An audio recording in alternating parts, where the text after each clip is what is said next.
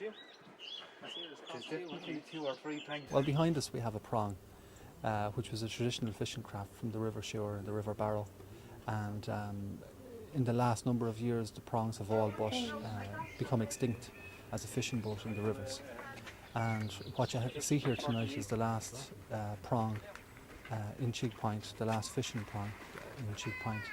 And what we're hoping to do is to restore the boat to her seaworthy condition and to make her the focal point of an exhibition, a booklet and a race to highlight the importance of the prong in Cheekpoint and in the heritage of the Cheekpoint fishery. When the boat arrived, we were told out there she was stowed across 4 planks, and we were lucky enough in that we'll say there was only 4 timbers gone as well. She was fairly bad like when she arrived, but we were able to get out what was left of the planks, and we were able to hold on to the nails as well. Overall, things didn't go too bad. The plan started out really last year with a couple of fishermen locally here talking about, well, there's an Ireland-Newfoundland exchange coming up, and they were interested in doing something, but they wanted to do something really tangible. And at the time what we said was, well, there was a boat here, a prong as we call it, as you see behind us. This is the last prong that is in Cheekpoint, and it's one of the few prongs that's left in the Barrow or the Suir. And previous to this there could have been up to 100 of them. What we're planning to do is we're going to have a prong race on May 28th to focus a bit of attention on the prongs and just, I suppose, to draw a line under the prongs, if you like. But we've also researched the boat, what they were used for, where they originated out of. And a number of fishermen, about 20 fishermen in all, have taken part in a project which just has been organised locally and has been run locally and funded locally, I suppose, more or less, to research that and to compile that into a booklet. So we're hoping to launch the booklet on the same day as the prong race, and we also hope to have a small exhibition of fishing lore and fishing materials and different fishing practices from the village, going back over the last 100 years or so. Tom is there, and we were talking here last night when we were doing the exhibition about the sailing, around the world. I mean, there was men from this village who sailed around the world on ocean-going craft, and there's a huge and rich lore related to that we've never even tried to capture. The history and the preservation of that, I think, is so important for young people today. It's a pleasure to be here, and I guess we'll now declare it officially launched. Well done. Well done. Well done, Andrew.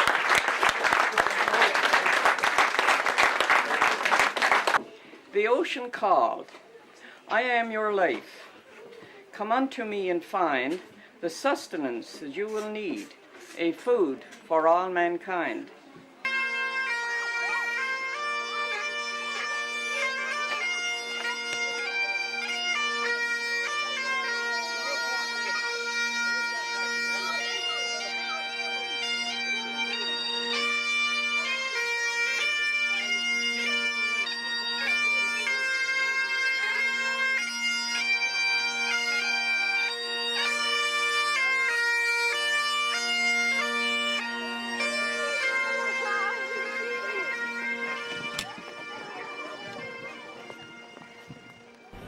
I think it's so important that to re-establish, ties that are about 200 years old, and for me personally too, it's a very important occasion.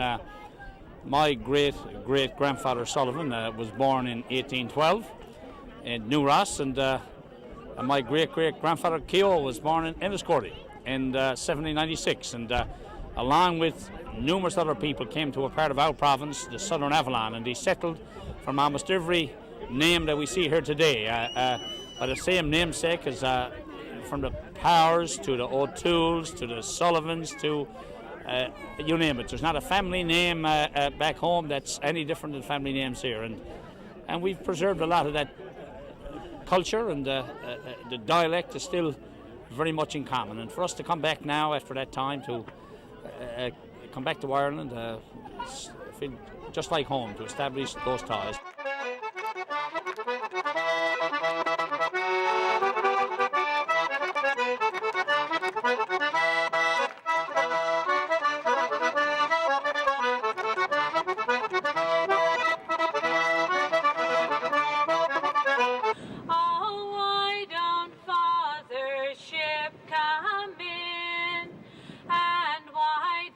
plenty come home, while other ships are sailing in.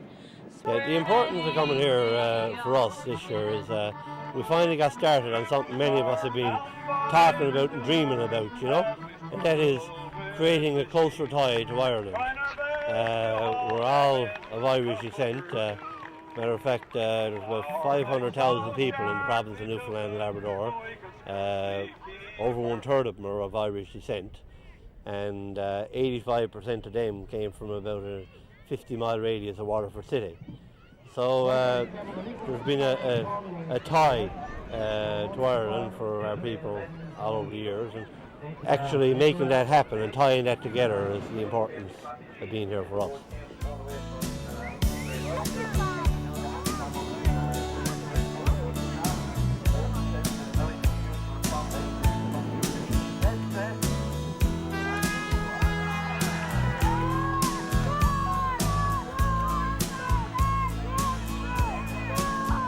Sailing in a strange boat, heading for a strange shore. We're sailing in a strange boat, heading for a strange shore, carrying the strangest cargo that was ever hauled aboard. Sailing on a strange sea, blown by a strange wind. We're sailing on a strange sea,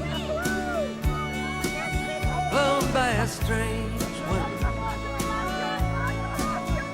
carrying the strangest crew that ever sinned. We're riding in a strange car,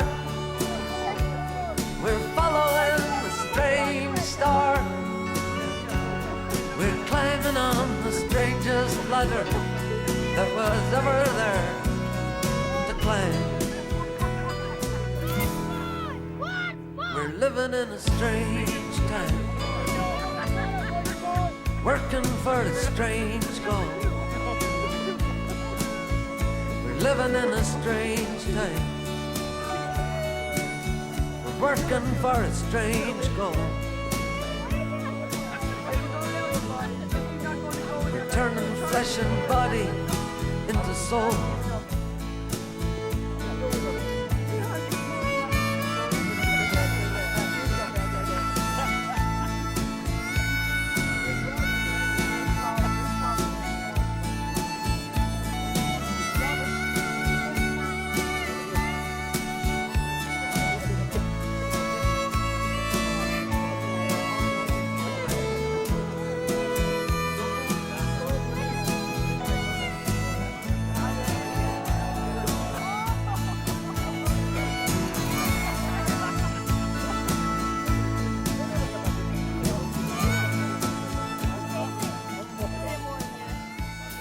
I think it's, for us, it's been a wonderful day. I mean, the sun has come out, there's a great crowd of people around, young and old.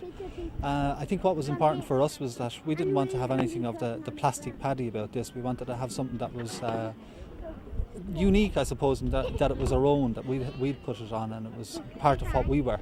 And I think that's what we've achieved in what we've done.